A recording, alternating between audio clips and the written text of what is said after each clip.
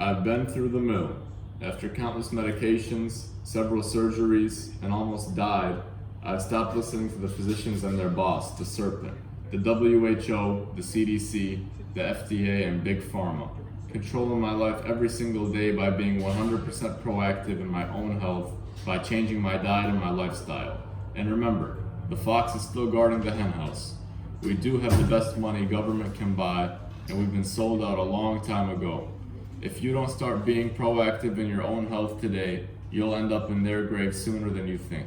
And the Old Testament reminds us of this. Hosea 4:6, my people are destroyed for lack of knowledge.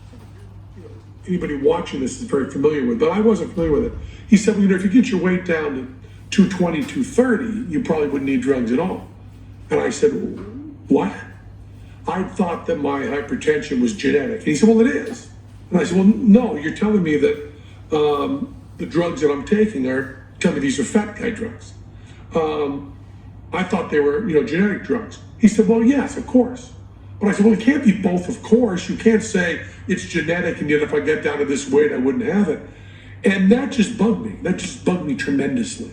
We're eating ourselves into the most overweight and obese population in the history of the human race. And this country this year will spend over $3 trillion on health care. This year, 2023, is $7 trillion. Are lifestyle-related problems.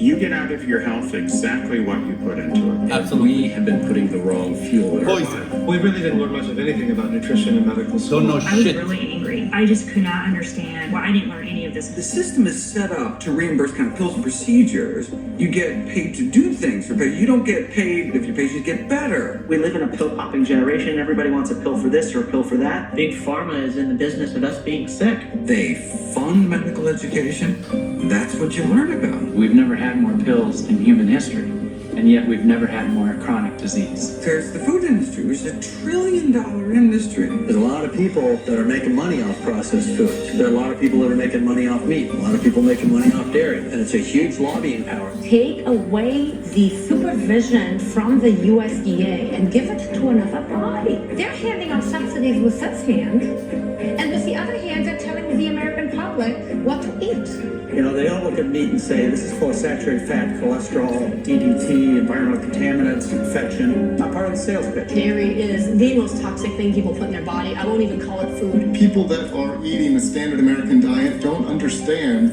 number one, the scientific implications of that in their body, but two, they often don't understand that food has enslaved them by this addictive component. Foods are the cause of diabetes, of heart disease, of many forms of cancer, of hypertension.